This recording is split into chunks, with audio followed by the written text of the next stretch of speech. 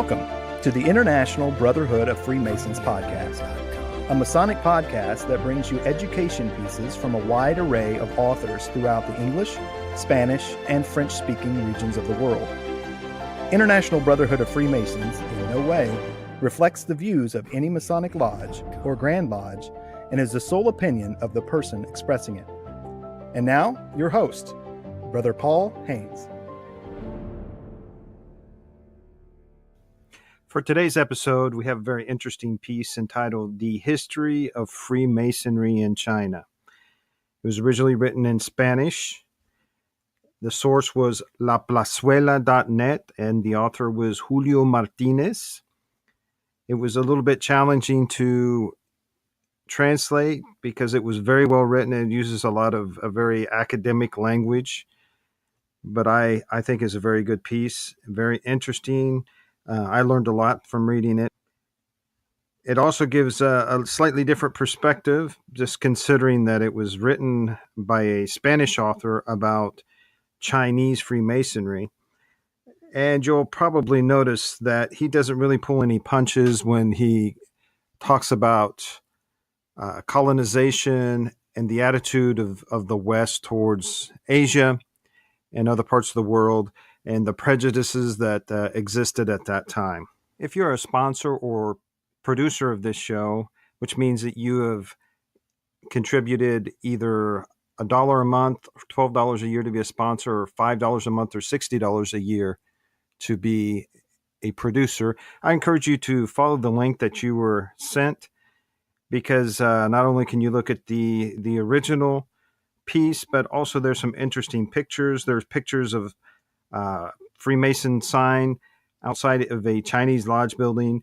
And also there's an article, a picture of an article included here that is anti-Masonic, and it has to do with the reaction of the Chinese government to our fraternity. The history of Freemasonry in China. The Masonic evolution in China is well worth a reference. And the more complete it is, the better. It is a reality that from the beginning, it has been closely linked to the European cosmogony. More specifically, it has been linked to a series of processes related to modernization, the Enlightenment, and above all, imperialism emanating from the Old World. The arrival of modernity in China coincided with the emergence of the British Empire as a world hegemonic power. The Enlightenment, above all, the Industrial Revolution, led it to construct around itself a new global order. But what did the fraternity illustrate in this process? Freemasonry, thanks to its socially inclusive role and bent towards collective identity, constituted an ideal place for the promotion and strengthening of the Imperial project.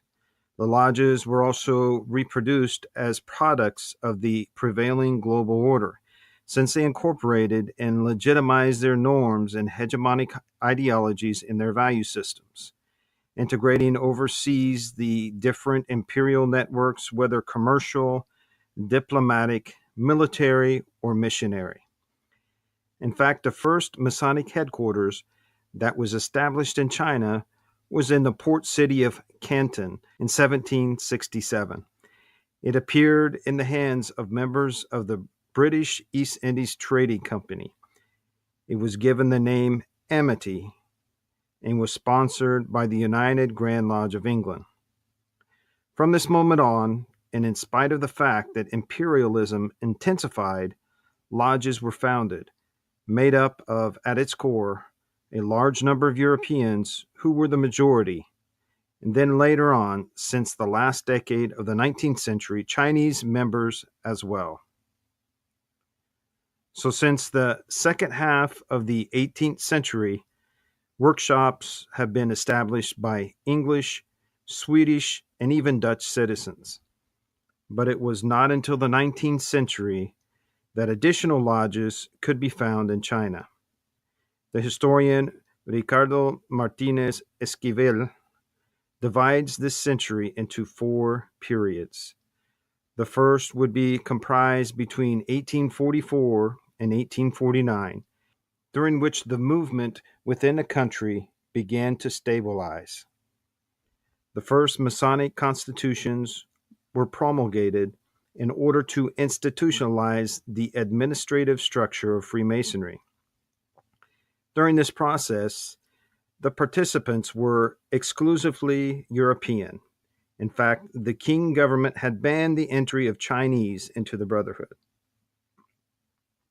The second of these periods took place between 1864 and 1874. This stage coincided with the founding of lodges beyond Hong Kong and Shanghai, and with the arrival of the first American and French workshops. In addition, throughout this second phase, internal debates on the possibility of allowing non-European citizens entry into the lodges began. In spite of this, the Chinese Imperial ban on entry into Freemasonry continued to be enforced. This regulation was not an impediment for the geographical expansion of the Brotherhood, however. During the third period, which lasted between 1877 and 1883, a greater ethnic and phenotypic diversity could be observed within the Chinese Masonic headquarters. In fact, it was during this time that the first Chinese nationals were initiated into lodges. When initiation into Freemasonry was first allowed for people from Asia, the Freemasons, due to their entry requirements, opted for the societal elites, individuals who most resembled Westerners. Also, there was greater social involvement around the lodges. Its members of European origin were afforded in Freemasonry scholarships for their sons' and daughters' education, help in funeral services, religious activities, national celebrations and leisure, library, billiard room, rowing club, and game rooms, and even economic support. Finally, starting in the later part of the 19th century, between 1897 and 1905, there was an increase in fraternal groups of American origin. But above all, this period was marked by the Reform movement, based on a desperate attempt by Emperor Gangshu to reclaim a series of designs proposed since the 1860s. In fact, many of those initiated into the fraternity were, in fact, interested in these plans. The golden age of the Order of China, however, was short-lived.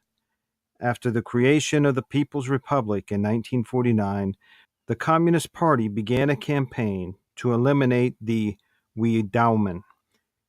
These were denounced as a collection of diverse organizations that the CCP identified with its ideological enemy, accusing them of being the meeting place of subversive groups. Among the components of the Wiedaumen were secret societies, as well as millenarian, salvationist, or messianic groups, and also Freemasonry. The authorities considered all of them reactionary and anti-revolutionary. In fact, on January 4th, 1949, when the People's Republic had not yet been established, the CPC government in the north of the country banned all the organizations it perceived to resemble the aforementioned groups. And for this, he used the following arguments.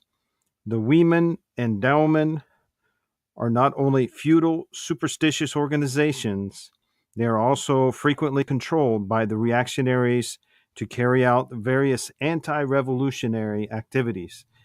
During the previous war of resistance against Japan and the current war of liberation, they caused great damage. For example, spying for enemies and collecting information from military intelligence, spreading rumors, confusing people, and even provoking armed uprisings. They really upset the social order. From today, all women and Daumen will be dissolved and their activities will not be allowed. In fact, This repression was very successful, and many of the organizations that were classified as Wiedaumen faded into history. It is true that to this day, the same prohibition remains, but after the Cultural Revolution, a certain amount of room was granted to this type of groups as well as to Freemasonry. There is a certain tolerance towards the development of Masonic activities and practices in the more cosmopolitan port cities such as Shanghai or Hong Kong, confirms Ricardo Martinez Esquivel to La Plazuela.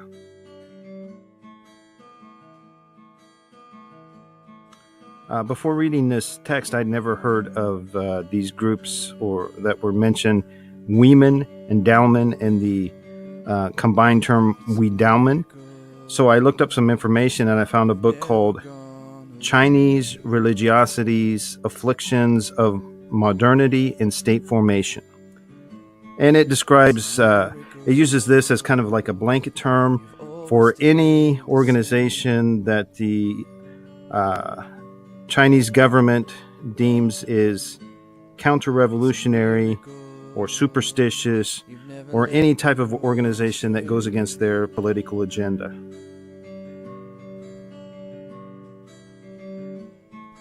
It's a miracle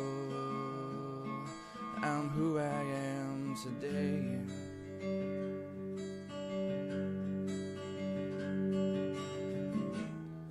It's a miracle how you made. I hope you enjoyed this piece. I thought it gave a real global perspective on Freemasonry and really drives home the point that Freemasonry is for all men, regardless of ethnicity, nationality, or creed.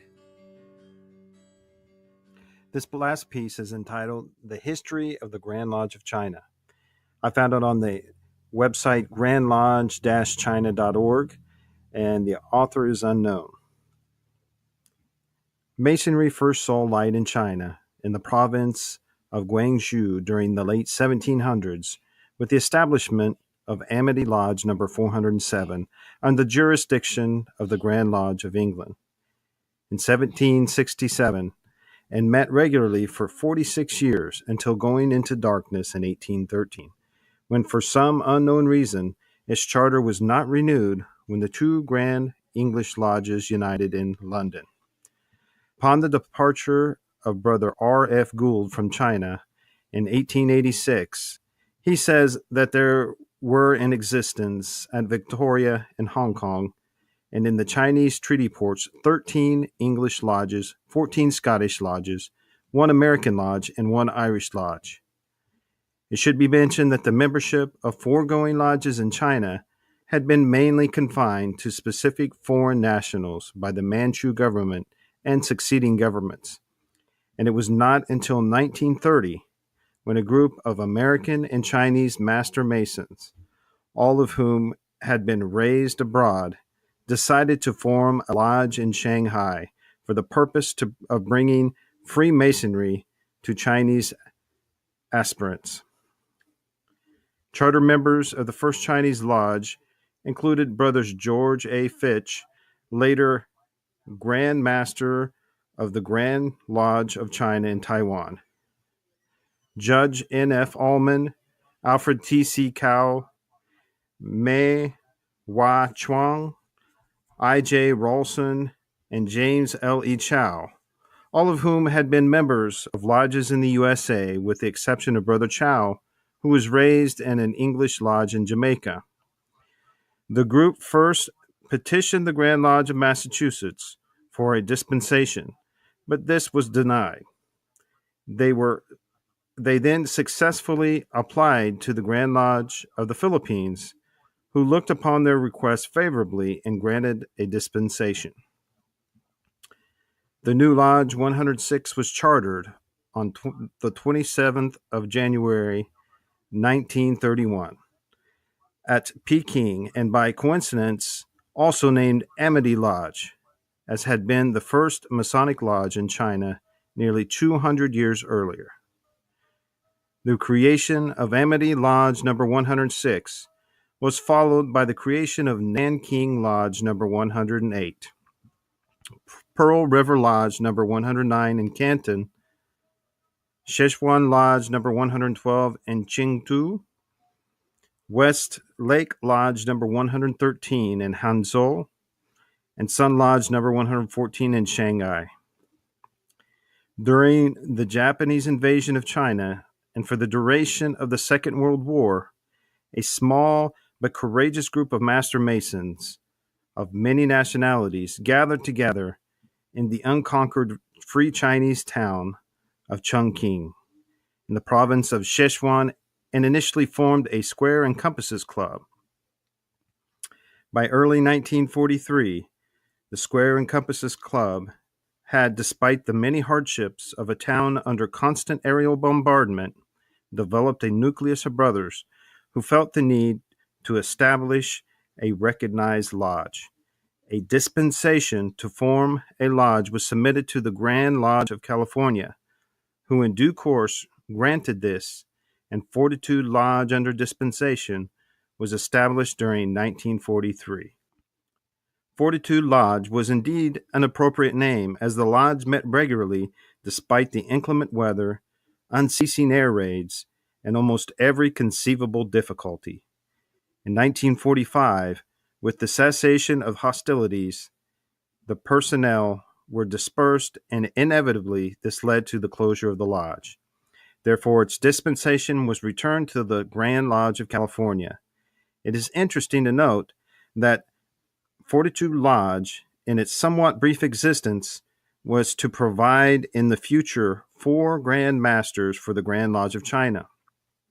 Worshipful Master Brothers William H.T. Wei Ting Qian, Theodore L. Wei, and George W. Chin. With the return of the brethren to their respective abodes, Masonic activity was resumed throughout China. The 6 lodges which were chartered under the Grand Lodge of the Philippines held discussions concerning the future of Freemasonry in China, and it was proposed that a Grand Lodge of China should be established. These labors came to fruition on 18th of March 1949, when the Grand Lodge of China was consecrated at the Masonic Hall in Shanghai. The 6 lodges were transferred and rechartered with their original names, but were renumbered as following: Amity Lodge number 1, Nanking Lodge number 2, Pearl River Lodge number 3, Szechuan Lodge number 4, West Lake Lodge number 5, Sun Lodge number 6. Unfortunately, within a short time, great problems were to beset the newly established Grand Lodge when the communist government came to power, and by 1951, the Grand Lodge of China had ceased to function in Shanghai. And the second Grand Master, Most Worshipful Brother T.F. Wei, decided to declare darkness had fallen upon the Grand Lodge of China. The Grand Lodge was then temporarily moved to Hong Kong, with little more than a few files, through the effort of the first Grand Master, Most Worshipful Brother David K. Owl. The Grand Lodge regalia was also transferred. Following the fall of the mainland China to communism, a number of Chinese and other nationalities followed the government of the Republic of China to Taiwan. Early in 1951, those brethren discussed the formation of a Square and Compasses Club. Brother Oliver Todd, past senior warden of the International Lodge in Peking, was elected as president. Such was the success of the first club in Taipei that later Square and Compasses were formed in Taiwan in 1956 and Taichung in 1965.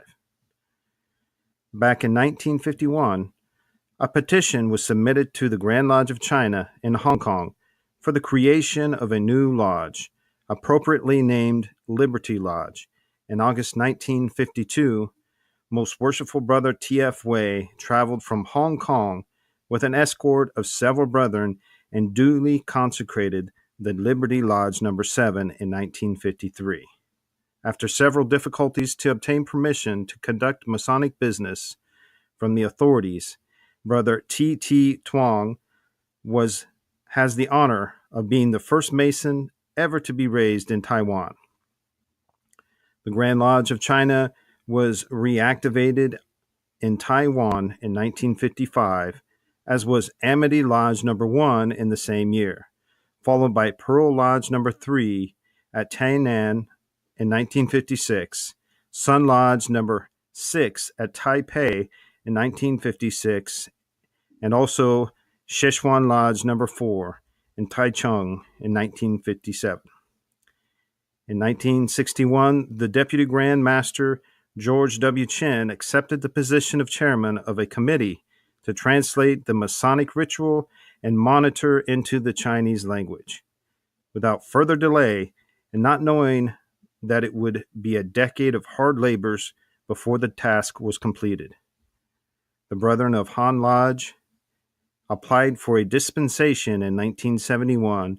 Han Lodge No. 8 was granted its charter on the 28th of October 1972, and has the distinction of being the first lodge to conduct its entire business in the Chinese language. In the eve of Christmas, 1985, Tang Lodge No. 9 was chartered. In 1997, Harmony Lodge No. 10 was chartered in Taipei, and was followed 3 years later by Hai Sung Lodge No. 11, chartered in Taipei County. You placed there to slow me down. I find our Chinese brethren to be such an inspiration. All that they've had to go through to keep Freemasonry going in China. First, they weren't even welcome in the first lodges that were established in China, which were open exclusively to people of European descent. Then they had to deal with war, aerial bombardments during the war. They persevered and kept going in spite of all their hardships. Even when they were vehemently opposed by their own government, they found such value in the teachings of Freemasonry and in practicing those teachings that they were willing to endure such hardship and continue to meet in their lodges. And even others who were even more outstanding, who took risks to preserve their Masonic regalia and who made great sacrifices to translate the rituals into their own language. Thanks again for listening. Special thanks goes to Daniel Haynes for the intro and Ryan K. Haynes for providing soundtracks for this episode. You can find more information about Ryan K. Haynes and his music at ReverbNation.com. If you enjoyed this podcast, you can subscribe on iTunes, Stitcher, Podomatic, and Podbean. You can also find International Brotherhood of Freemasons podcast on YouTube, Facebook, Google+, Twitter, and at ibfpodcast.com, where you can support the show by clicking on either the Patreon button or the donorbox.org button. Anyone who donates at least $1 a month or makes a one-time donation of $12 will get access to original articles, their translations, pictures, and hyperlinks. If you're able to make a monthly donation of at least $5 or a one-time donation of $60, you will receive a producer's packet in the mail as well. Please send in any comments or questions to podcastibf@gmail.com. Be sure to look for next month's episode wherever you heard today's episode. Until then, remember how good and pleasant it is when brothers live together in harmony.